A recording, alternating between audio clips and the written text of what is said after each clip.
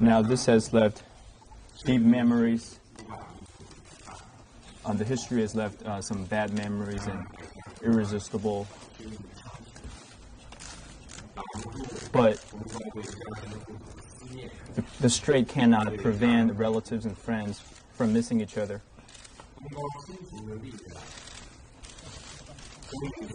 The kinship, the power of kinship in the 1980s has pushed forward the dialogue across the strait. Since 2000,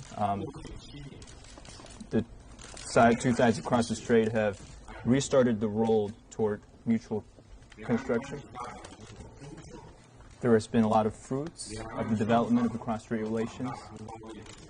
The two sides and people from the two sides have worked hard towards this end. Because of the 7 years down in history, we will be able to step forward such a historic step today. Now hereby, I would like to those who push forward cross-strait relations, I want to extend my sincere gratitude toward them.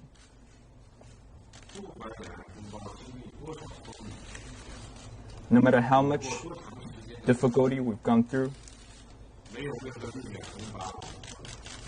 no power can separate us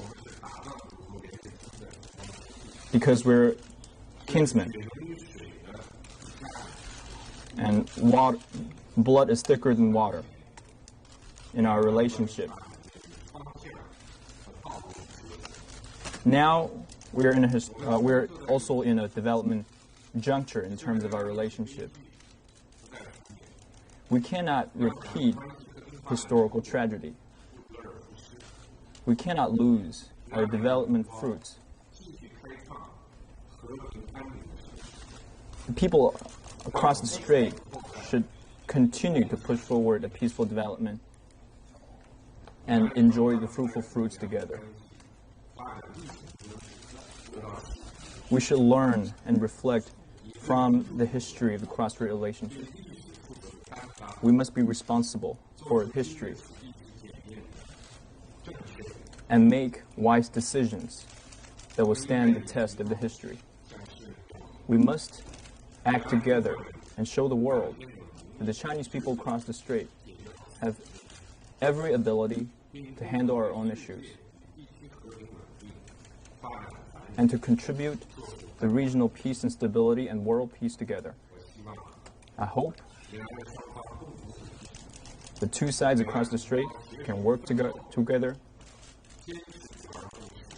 and stick to the 1992 consensus, consolidate our political foundation,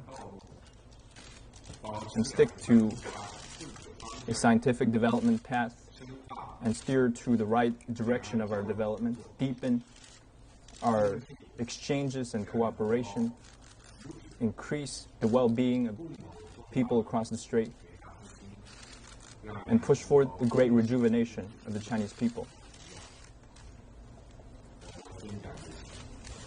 This is what I wanted to say for now. Thank you.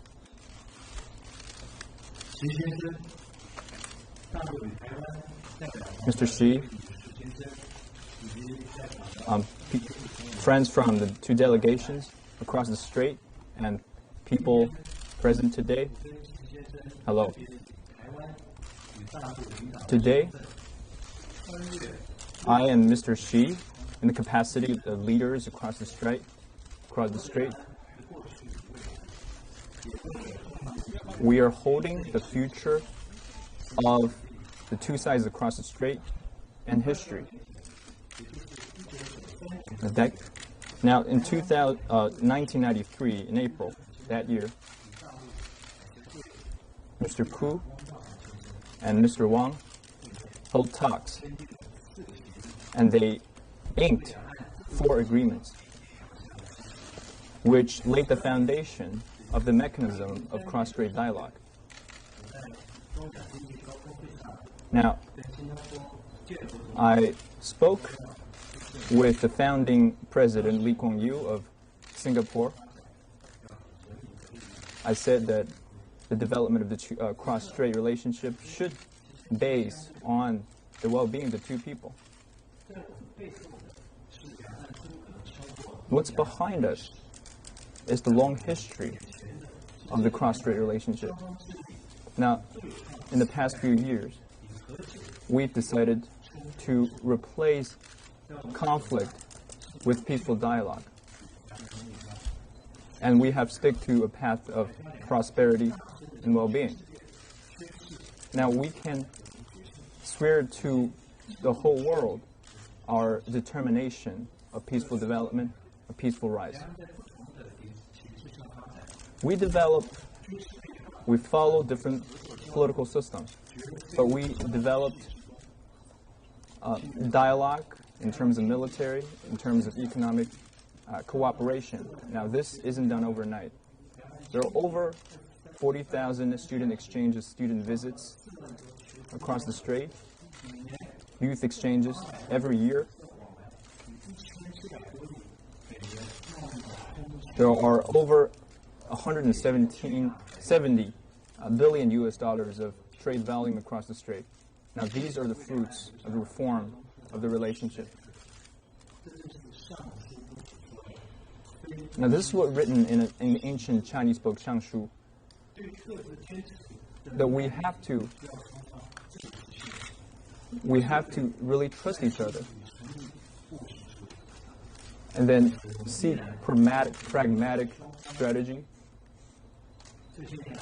Now, past few years, we have reached a couple of cooperative deals across the strait. This falls into the common expectation across the strait and also the global community. Now, I want to make 5 proposals into peaceful development. Number 1, in 1992, in terms of the One China principle, we reached a consensus. In short form, it's called 1992 consensus. This is the political foundation, the cross-strait relationship that we both stick to. And on this very foundation, we'll be able to reach 23 agreements, making the relationship at its very best in 66 years. Now, I'll explain that matter later. Secondly, we got to reduce animosity across the strait. We're never enemies like before. We cannot develop animosity, but we need to resolve conflict through dialogue. Third, we need to increase our exchanges and cooperation. We need to establish institutions on each other's side and create win-win cooperation. Fourth, we need to build hotlines on each other's side. At the 2 exchange foundations across the strait, we have established communication mechanisms. We also have to establish hotlines in this Mainland Affairs Council and also the Mainland's Taiwan Affairs Office to build China together. We're all descendants of the Chinese people. We should cooperate together and rejuvenate the Chinese nation. This is not out of our self-interest, but for the benefit of our future generations. We must value what people value and safeguard the peace across the strait to ensure that we have win-win cooperation. Mr. Xi, today's cross-strait relations is the most peaceful since 1994. In the past few years, always in a lot of Taiwan universities, I always see Taiwan students, they discuss, they research. Seen Taiwan and mainland students study together This is really heartfelt. They are all very passionate and innovative. Well, that was live signal from Singapore.